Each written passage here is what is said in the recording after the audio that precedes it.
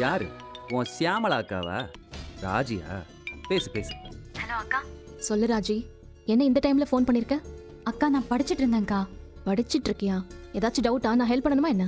இல்லக்கா, என்னால படிக்கவே முடியல, ஒரே குழப்பமா இருக்கு. என்ன குழப்பம்? இப்போ நீங்க தான் சரவணன் மாமான்னு வச்சுக்கோங்க. காலையில உங்க ஒய்ஃப் பிரெக்னன்ட்னு சொன்னது உண்மைன்னு தெரிய வந்திருக்கு. நீங்க உங்க ஒய்ஃப் கிட்ட தப்பா பேசினதுக்கு உங்க வீட்ல இருக்கிற எல்லாரும் உங்களை திட்டிருக்காங்க, பயங்கரமா திட்டிருக்காங்க. அந்த நாள் ராத்திரி நீங்க என்ன பண்ணுவீங்க? என்ன பண்ணுவேன்னா, நான் என் குழந்தைய பத்தி யோசிப்பேன். குழந்தை பிறக்கிற நேரம் ஏன் தான் இப்படிலாம் நடக்குதோன்னு வருத்தப்பட்டிருப்பேன். படுவீங்கல்லக்கா. ஆனா அந்த வருத்தம் கொஞ்சம் கூட இல்லாம சரவணன் மாமா அந்த பொண்ணோட சிரிச்சு சிரிச்சு பேசிட்டு இருந்தாருக்கா. என்ன ராஜி சொல்ற? ஆமாக்கா, வீட்டு முன்னாடி அங்கிட்டும் இங்கிட்டும் நடந்து பேசிட்டு இருக்காரு. சும்மா கூட பேசலக்கா. நான் உன்னை கைவிட்டுற மாட்டேன், உன்னை விட்டு போக மாட்டேன்னு என்னென்னமோ சொல்லிட்டு இருக்காரு.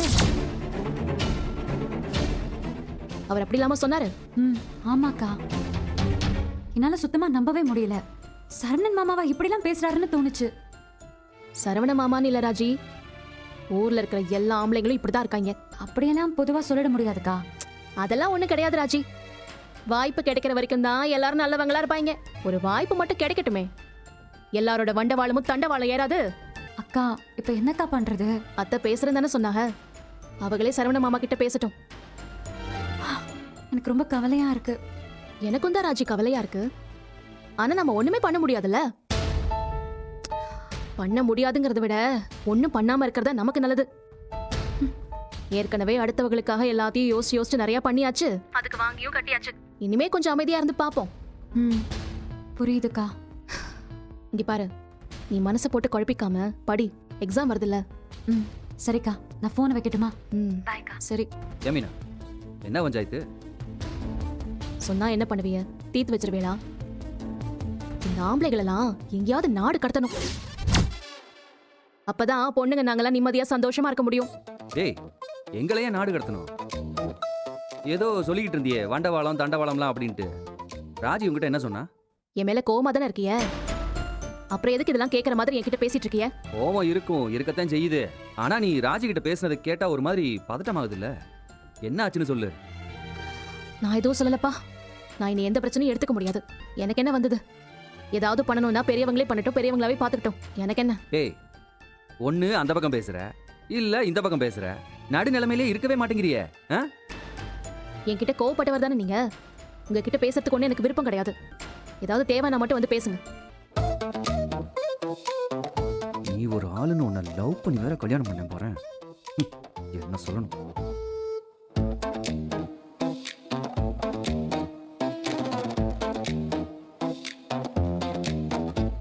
கோமதி, ஒரு நிமிஷம். என்னங்க? மயில் எப்போ பார்க்க போகிற? போனுங்க. டேய், நாளை கடத்தாம போய் காலகாலத்தில் பார்த்துட்டு வந்துடு. அது ஒன்று பண்ணு, இன்னைக்கு போகிறா இருந்தாலும் போயிட்டு வந்துடு.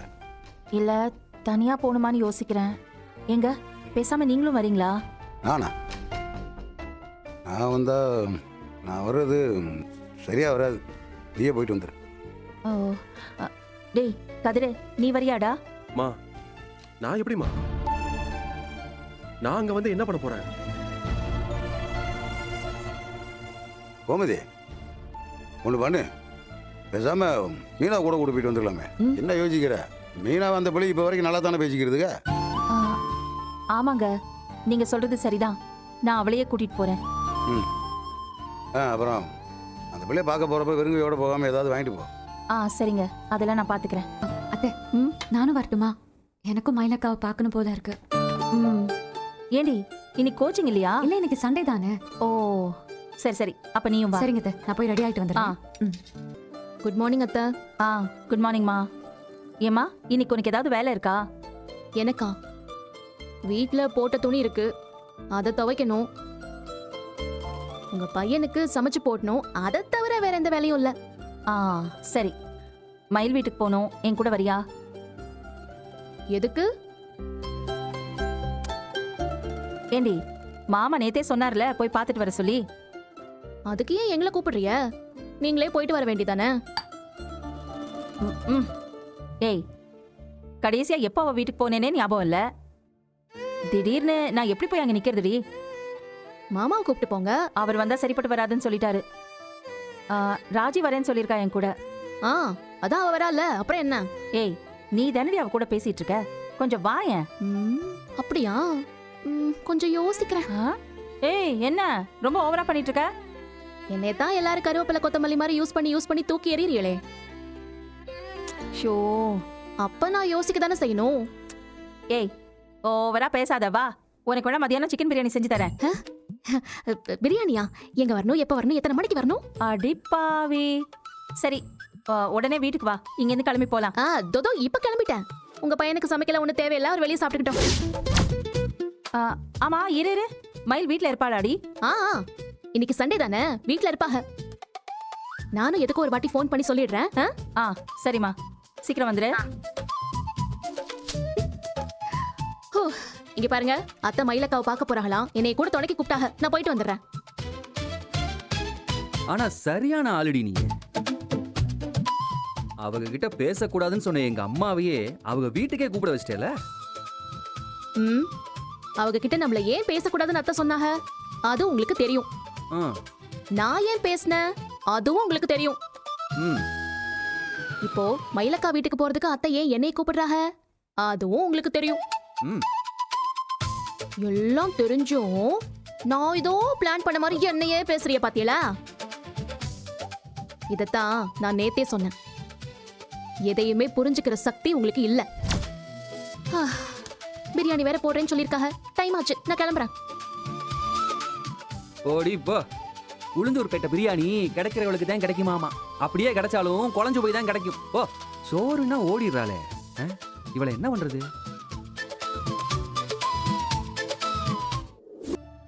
Good morning Meena. Good morning கா. என்ன பண்ணிட்டு இருக்கிய? இதோ வீட்டை சுத்தம் பண்ணிக்கிட்டு இருக்கேன். நீ என்ன பண்ற? அத்தை ஃபோன் பண்ணி வீட்டுக்கு வர சொன்னாங்க, கிளம்பிட்டு இருக்கேன். இன்னைக்கு ஞாயிற்றுக்கிழமைல. அங்க என்ன ஸ்பெஷல்? மட்டனா சிக்கனா? தெரியலையே. அக்கா, நீங்க இன்னைக்கு வீட்ல தானே இருப்பீங்க? ஆமா மீனா, இன்னைக்கு நான் வீட்ல தான் இருப்பேன். நான் ஒன்னு சொல்லுவேன், நீங்க வந்து ஷாக்கோ கோவமோ ஆகக்கூடாது. என்ன மீனா? நான், ராஜி, அப்புறம் அத்தை 3 பேரும் உங்க வீட்டுக்கு வரலான்னு இருக்கோம். என்ன மீனா சொல்ற? மீனா, மீனா லைன்ல தான் இருக்கியா? அக்கா இருங்க. பதட்டமாவாதிய. நீங்க பிரெக்னண்டா இருக்கிற விஷயத்தை யார்கிட்டயும் சொல்லக்கூடாதுன்னு தான் என்கிட்ட சொன்னீங்க. ஆனாலும் நான் வீட்ல சொல்லிட்டேன்க்கா. சொல்லிட்டியா? மீனா, என்ன மீனா நீ? நான் அவ்வளவு சொல்லியும் நீ எதுக்கு சொன்ன? அக்கா, டென்ஷன் ஆகாதீங்க. அது ஒரு சிச்சுவேஷன், வேற வழி இல்லாம சொல்ல வேண்டியதா போச்சு. என்ன சூழ்நிலையா இருந்தாலும் நீ சொல்லிருக்க கூடாது மீனா. சாரிக்கா, உங்ககிட்ட ஒரு வார்த்தை கூட சொல்லாம கேட்காம நான் சொன்னது தப்புதான். வேற வழி இல்லாம சொல்லிட்டேன்க்கா. ஆனா எல்லாருக்குமே இந்த விஷயம் தெரிஞ்சதுதான் நல்லதுன்னு எனக்கு இப்பதான் புரியுது. உங்களை போய் பார்த்துட்டு வர சொல்லி மாமாவே அத்தை கிட்ட சொல்லிருக்காரு. நான், அத்தை, ராஜி 3 பேர் தான் உங்களை பார்க்கறதுக்கு வரோம். நாங்க வரது உங்களுக்கும் தெரியணும்ல, அதனால தான் முன்கூட்டியே உங்களுக்கு ஃபோன் பண்ணேன். ஹலோ அக்கா, நாங்க வரலாம்ல? வாங்க. இங்க பாருங்க, நீங்க பதட்டம்லாம் ஒண்ணு படாதீங்க. சும்மா தான் வரோம். நீங்க பிரெக்னண்டா இருக்கீங்க, நாங்க உங்களை விசாரிக்க வரோம், அவ்வளவுதான். சரி. பதட்டப்படாதீங்க, நான் வச்சிடுறேன். வாரம் காய்கறி விலையை ஏத்தி விட்டுறானுங்க. இப்படியே போனா கஞ்சி வச்சு தான் குடிக்கணும் போல இருக்கு. என்ன வெயில்டாப்பா. மயிலு, என்னடி சில மாதிரி நிக்கிற? என்னடியாச்சு? என் மயிலு, அது அம்மா, என்னடி? நான் மாசமா இருக்கேங்கிற விஷயத்த மீனா வீட்ல சொல்லிட்டாலாம். அடி சக்க நானா? என்கிட்ட சொல்ல வேணான்னு சொல்லிட்டு நீ அவ மூலமா வீட்ல சொல்ல சொல்லிட்டியா?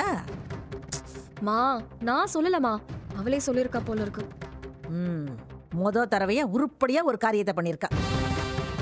என்ன சொன்னாங்களாம் உன் வீட்டு ஆளுக? அத்தை, மீனா, ராஜி 3 பேருமே என்னை பாக்குறதுக்கு வீட்டுக்கு வராங்களாம். என்ன சொன்னாங்களாம் உன் வீட்டு ஆளுக? அத்தை, மீனா, ராஜி 3 பேருமே என்னை பாக்குறதுக்கு வீட்டுக்கு வராங்களாம். எங்க சுத்தினாலும் இங்க வந்து தான் ஆகணும்னு எனக்கு தெரியுமே. கொஞ்சம் லேட்டா வருவாங்கன்னு நினைச்சேன். இப்பவே வராங்களா? வரட்டும், இன்னைக்கு வரட்டும். மா, அவங்க என்னைய பாக்குறதுக்கு தான் வராங்க. தயவு செஞ்சு நீ பிரச்சனை எதுவும் பண்ணாத. இதே விஷயத்த சொல்றதுக்காக தான் அன்னைக்கு அந்த வீட்டுக்கு போனோம். ஆனா என்ன அடி அடிச்சாரு உன் வீட்டுக்காரரு? எல்லாரும் இன்னும் வேடிக்கை தானே பார்த்தாங்க அன்னைக்கு. அவங்களை சும்மா விட சொல்றியாமா? அதானே. அடிச்சது தப்பு தான்ப்பா, அப்படி பண்ணிருக்க கூடாதுதான். சரி ஏதோ நடந்துருச்சு, ஆனா அது ஒரு காரணமா வச்சு தயவு செஞ்சு நீங்க 2 பேரும் சண்டையெல்லாம் போடாதீங்க. எனக்காக கொஞ்சம் நீங்க 2 பேரும் அமைதியா இருக்கீங்களா? இல்ல நீங்க 2 பேரும் எங்கேயாவது வெளியில போகணும்னா கூட போயிட்டு வாங்க. அவங்க வந்துட்டு போனதுக்கு அப்புறமா ஃபோன் பண்றேன், வீட்டுக்கு வாங்க. ரொம்ப நல்லா இருக்குடி உன் கதை. உன் மாமியார் ஓரகத்தி எங்க வீட்டுக்கு வருவாங்களா? நாங்க வீட்டை விட்டு வெளியே போனோமா? மா இங்க பார், நீ எதுவும் சொல்ல வேணாம். உன் மாமியார் வரட்டும், நான் பேசிக்கிறேன். மா நான் கெஞ்சி கேக்குறேம்மா, நீ எதுவும் பேசாத. ஏன் நீ பேசாம இரு. என்ன பேசணும் ஏது பேசணும்னு எங்களுக்கு தெரியும், நாங்க பாத்துக்கிறோம். வரட்டும் இன்னைக்கு. மா இங்க பாருமா, இது நான் சம்பந்தப்பட்ட விஷயம். என்ன பண்றது ஏது பண்றது நான் எதுவா இருந்தாலும் பாத்துக்கிறேன். வரவங்க கிட்ட சண்டை எதுவும் போட்டுட்டு இருந்தேன்னு வையேன், அப்புறம் நான் வேற எங்கேயாவது போயிருவேன். உண்மையாதான் சொல்றேன். என்ன பாக்கிய இப்படி பேசிட்டு போறா? ஏன் அவ சும்மா மிரட்டுறாயா? எல்லாம் பாத்துக்கலாம். பாப்போம். அஞ்சலி வந்து 1/2 மணி நேரம் ஆச்சு, நீ என்கிட்ட ஒரு வார்த்தை கூட பேசல. அஞ்சலி நீ என் மேல ஏதோ கோவமா இருக்கியா? சரவணா, எனக்கு யார் மேலயும் கோவம் இல்ல. ஏதோ தப்பு பண்ணிட்டேன்னு தோணுது சரவணா. நீ என்ன தப்பு பண்ண? நம்ம ஒன்னா வாழணும்னு ஆசைப்பட்டோம், நடக்கல. ஆளுக்கு ஒரு திசையில போனோம். அப்புறம் நம்ம 2 பேரும் கோவில்ல பார்த்தோம், அப்படியே போயிருக்கணும். அதை விட்டுட்டு பேசியிருக்க கூடாது, பழகிருக்க கூடாது சரவணா. மனசுல ஆசையை வளர்த்தது தப்புதான். நீ ஏன் அப்படியெல்லாம் பேசுற? என்ன வேற என்ன பேச சொல்ற சரவணா? நான் கொஞ்சம் பொறுமையா இருந்திருக்கணும். அஞ்சலி இங்க பாரு, நீ யோசிக்கிற மாதிரிலாம் எதுவுமே நடக்கல. நீ சொல்றத வச்சுதான் எனக்கு தங்கமயில தெரியும். அவங்க பிரெக்னன்சியே பொய்ன்னு நீ தான் சொன்ன. அத நானும் நம்பினேன். அஞ்சலி நேத்து வரைக்குமே நானும் அப்படிதான் நினைச்சிட்டு இருந்தேன். இப்போ உண்மையாவே அவங்க பிரெக்னெண்டா இருக்காங்க. அதனால நான் எடுத்த எந்த முடிவும் மாற போறது இல்ல. பிரெக்னெண்டா இருக்கிற வைஃபை விட்டுட்டு இன்னொருத்தையோட சரவணன் பழகுறான்னு எல்லாரும் பேச மாட்டாங்களா? என்ன தப்பா நினைக்க மாட்டாங்களா சரவணா? உங்க 2 பேரோட பிரிவுக்கு நான் தான் காரணம்னு சொல்ல மாட்டாங்களா? அஞ்சலி உன்னை பாக்கிறதுக்கு முன்னாடியே பேசுறதுக்கு முன்னாடியே நானும் தங்கமயிலும் பிரிஞ்சிட்டோம். எக்காரணத்தை கொண்டு அவ கூட வாழக்கூடாது நான் எப்பவோ முடிவு பண்ணிட்டேன். இங்க பாரு அஞ்சலி, உன்னை பார்த்ததுக்கும் அவ கூட நான் வாழ மாட்டேன்னு சொல்றதுக்கும் எந்த சம்பந்தமும் கிடையாது. இது மத்தவங்களுக்கு சொல்லி நம்மளால புரிய வைக்க முடியுமா? எனக்கு புரியல, மத்தவங்க ஏன் புரிஞ்சுக்கணும்? குழந்தை வரப்போகுது சரவணா. குழந்தைய காரணமா வச்சு உன்னை அவங்களோட சேர்ந்து வாழ சொல்லி கண்டிப்பா கேட்பாங்க. யார் சொல்லுவா? உங்க அம்மா அப்பாவே சொல்லுவாங்க. அவங்க 2 பேரும் என்ன புரிஞ்சுக்கிட்டவங்க அஞ்சலி. கண்டிப்பா அப்படி சொல்ல மாட்டாங்க. கோர்ட்ல என்னைக்கு அடுத்த ஹியரிங் வருது? நாளைக்கு. தங்கமயில் பிரெக்னெண்டா இருக்காங்கன்னு தெரிஞ்ச பிறகு வர ஃபர்ஸ்ட் ஹியரிங் தானே இது? என்ன சரவணா, குழந்தைய காரணமா சொல்லி உன்னை சேர்ந்து வாழ சொன்னா நீ என்ன சொல்லுவ? மாட்டேன்னு தான் சொல்லுவேன். அப்படி உன்னால சொல்ல முடியுமா? ஏன் முடியாது? என்னால முடியும். சரவணா, குழந்தை மேல உனக்கு பொறுப்பு இல்லையா? கண்டிப்பா இருக்கு. என் குழந்தைய கைவிட்டுருவேன்னு நான் எப்பவுமே சொல்லல. அந்த குழந்தைக்கு ஒரு நல்ல தகப்பனா என்ன பண்ணணுமோ அதை எல்லாமே நான் பண்ணுவேன். அந்த குழந்தைய பாத்துக்க முடியாதுன்னு தங்கமயில் சொன்னாலும் நான் சந்தோஷமா அந்த குழந்தைய என் பொறுப்புல வாங்கி வளர்த்துப்பேன். அந்த குழந்தைய நான் தங்கமா பாத்துப்பேன். அந்த குழந்தைய வேணா நான் ஏத்துப்பேன். ஆனா அவ கூட மட்டும் சேர்ந்து நான் வாழவே மாட்டேன் அஞ்சலி. அதுல நான் உறுதியா இருக்கேன். எனக்கு ரொம்ப குழப்பமாவே இருக்கு சரவணா. நீ குழம்பவே தேவையில்ல அஞ்சலி. என் வாழ்க்கையில மயிலுன்னு ஒருத்தி இல்லவே இல்லை. அதை நான் எப்பவும் முடிவெடுத்துட்டேன். யார் என்ன சொன்னாலும் என்னோட முடிவுல இருந்து எந்த ஒரு மாற்றமும் வரப்போறது இல்ல. முடிஞ்சது, நீ கவலைப்படாத அஞ்சலி. நான் உனக்கு ஒரு வாக்கு கொடுத்துருக்கேன், அந்த வாக்கை காப்பாத்துவேன். ஒரு தடவை எல்லாருக்கும் பயந்து உன்னை நான் கைவிட்டுட்டேன். இந்த முறை நான் அதை பண்ணவே மாட்டேன். உன்னை நான் கல்யாணம் பண்ணிப்பேன் அஞ்சலி. நல்லா பாத்துப்பேன். நீ என்ன நம்பு அஞ்சலி. இந்த தடவை நீ என்ன கண்டிப்பா நம்பலாம், முழுசா நம்பலாம். என்ன நம்பு.